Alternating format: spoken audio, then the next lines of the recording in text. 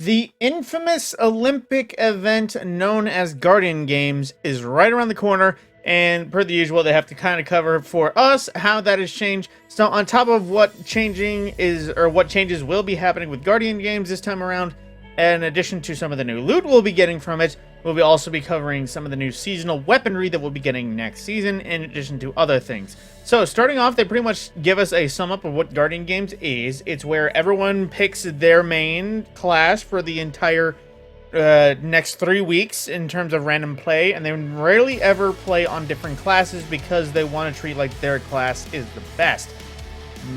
And surprisingly enough, mostly hunters get super salty during this time because of the first year they absolutely got stomped. But continuing into what it is, basically, it's going to act like this, where the harder, air quotes, the difficulty is, the more rewards you get.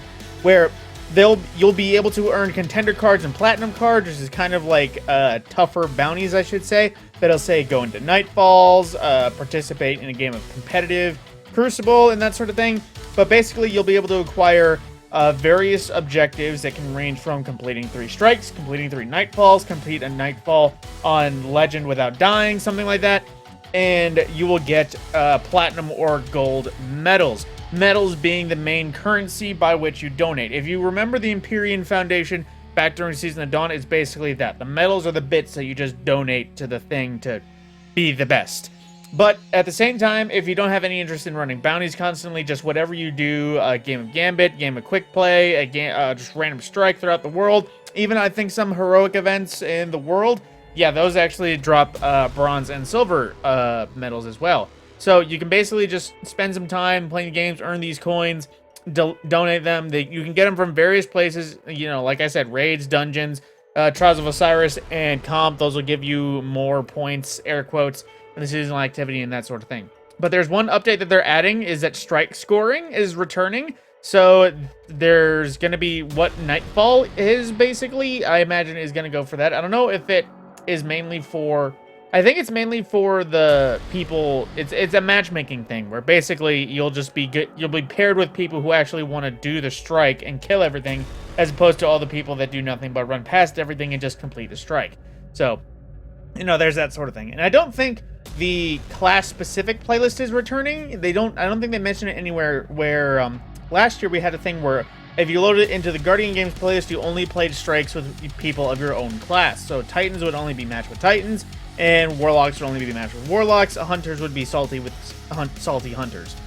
But they do say there's 2 playlists coming, which is going to be training and competitive, and when you play matters. Basically, this goes across 3 weeks. So on Tuesday, Wednesday, and Thursday, it'll be the training playlist. There you can practice your scores and the combined score of your entire fire team. And then Friday, Saturday, and Sunday, it's time to get sweaty in the competitive. This is where you'll earn exciting rewards. So basically, play on the weekend, you'll get some weird things. Player can earn the buff in the recreational, training, and competitive playlist by ranking bronze, silver, and gold or platinum. These last until the next weekly reset. You can use these buffs in the regular Vanguard Ops playlist. It's hard to see what this is actually coming. But then they also say players will be able to unlock torches to light in the tower based on your highest score past a certain threshold. For example, lighting the bronze, silver, gold, and platinum torches grant rewards and a glow that can be seen on the right shoulder of a Guardian's armor, so you can feel extra pretty. And then when they say lighting the torch is monumental when it comes to the experience, and they actually wanted people to feel significant. And then, you know, even though one person is no different than anyone else when it comes to this. And then they give us another look of all the Guardian Games armor you've been seeing across the Destiny Twitters and all that sort of thing from the people who got it leaked to them already, and you saw various other things and the looks for each of your class. And I will say, Hunter and Titan definitely look different from last year, but I almost see no difference in Warlocks. Like, sure, it doesn't have the hologram sword, but, you know, no difference. But then, at the same time, you know, they mentioned more things where more bounties were introduced. Basically, the overall structure is focused on skill level. And there is going to be some new content with upgraded platinum and contender cards. So you can basically do new stuff that came out just this season and then move on. But then another thing that they cover is a technically brand new, unique, one-of-a-kind weapon for now, which is a new legendary sub-archetype where it is a Hake Void SMG for the energy slot that is also an aggressive frame that has a unique origin perk Classy Contender which grants class ability energy with final blows. That is the new Guardian Games weapon that is going to be earnable and available. I don't think there was any new weapons last year specifically. They just kind of, had, actually, no, last year is when the Heir Apparent Catalyst came out. So, that was a thing. But then, of course, class items can also be earned for the various other players. And like I just mentioned, Heir Apparent and its Catalyst is available. So if you're wondering why that massive meta machine gun is not in the thingy, that's why. Because it was, restricted specifically for Guardian games. So it's going to get a little bit more interesting in the world. They also mentioned that the top 10 contributors or the top 10% of players will get a unique emblem. And fun fact, this emblem was different when I read this on my lunch break. So I don't know why it's been changed. But then, of course, as you're a part of the top 10%, a special triumph and boom, emblem rewarded. Now, they do move on into more and third details of the boosts.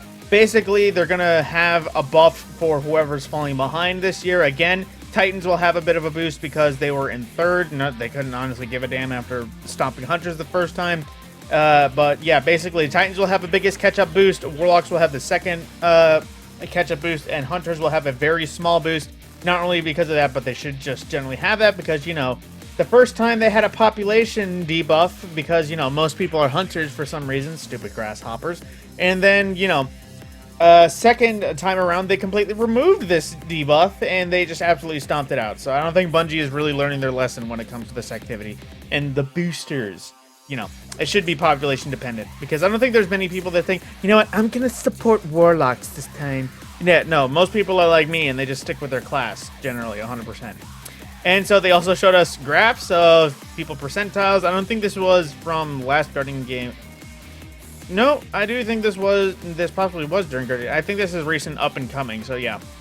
This has been the percentage of people, and there's not many Titans because, that's people with actual taste nowadays. Most people don't have good taste. But, of course, there's also another thing, which is the Guardian Games Cup, which is basically going to be content creators and streamers facing off, where they're going to be 42 teams across 14 territories that are going to kind of fight to show which class is the best, and even our dear TWAB writer says Titans are best. It says it right there. But, more and more details for the creators. And then they show us more details for next season in the form of the next season pursuit weapon, which is the Chain of Command heavy machine gun, which is shown right here. It looks pretty much just like Corrective Measure, just with a little bit of a different sight. But we actually get a look at what all three of the vendor versions look with Crucible and Vanguard falling. But per the usual, Gambit just looks plain best. Like, I know the freaking Crucible one has a better color palette of just the silver, red, black, and, white. But why is it that the Gambit one just always looks best? It's probably just because of the Gambit Jade coin, honestly. And they tell us the name of the various ornaments for each version and new playlist weapons. For Crucible, you'll be getting the Riptide Fusion Rifle. No hints on the archetype. Gambit will be getting the Deadweight Shotgun, same thing, no archetype. And Vanguard will get the Strident Whistle Bow. And the big hitter for this, we're getting the Horror's Least and DFA Hand Cannon back.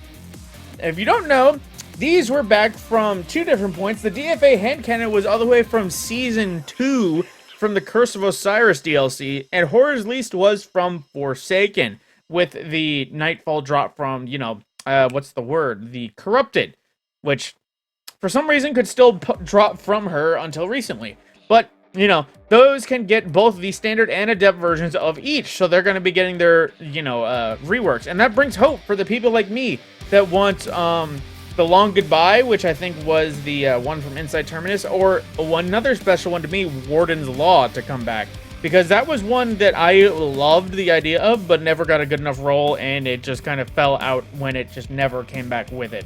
But additionally, for Trials of Osiris, they'll be getting the Forgiveness Sidearm and the Burden of Guilt Fusion Rifle. With it, additionally, a reminder that Messenger Pulse Rifle and Shayura's Wrath will be leaving at the end of Season 17. This season. That is this season, right? No, it will be leaving at the end of this season, which is Season 16. That's right. Now, a friend of mine was also talking that the sidearm is pretty meh, but they're hoping for some reason it's aggressive frame fusion, which would be unique. But if that's the case, they will need a handy buff.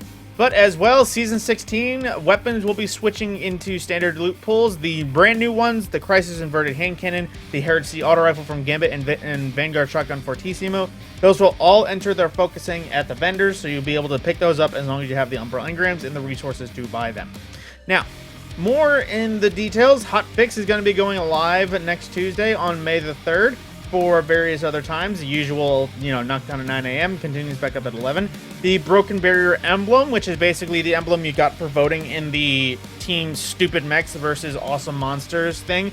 But, that should be coming out. And for known issues, specifically issues with Nova Warp, attempting to cast a Nova Pulse too soon after entering Nova Warp will cause the cast to fail. And casting Nova Pulse with low Nova Warp super energy may cause players to be removed from their super prior to the ability actually dealing damage. And Teus Ward Titan Leg Armor does not change glow depending on the subclass. And weapons and UI elements may not successfully load when players enter the Mindscape in the PsyOps Battleground. For the usual, for a full list of emergent issues, there are known issues article in the help forums. Now, that's pretty much everything that is having to do that isn't just bleh. There was, of course, more things regarding one of the Bungie Foundations. If you actually donated, please expect emails around May the 6th for redemption stuff. But then they go into other things and mention that the next Trials Lab is going to be coming up. And on May the 3rd, players will actually get an email in their accounts that'll let them vote on which map. It'll appear just like the Monsters versus Mechs pick, where it'll be pictures of 3 maps, and you'll basically just pick whichever one. Like, if you wanted to pick it, you would pick this one, which I think is Convergence. I always forget the name of these ones. But, that's how it goes. And that's pretty much it. And to end it off, they gave us a little picture of a happy frog. But with that is everything to do with the TWAB that is coming. The new Void SMG looks nice, and some of the new gear that's going to be coming next season always good. And I can't wait to see how Guardian games get screwed up this year. Like, I'm 100% calling it. If it just turns out that Warlocks just win, like, 90% of the things, and Titans are second this time, then we know that Bungie is just, wedging it for whoever they want to win that time around. But with that, my name is Matt Scorpion, and we'll see you in the next video.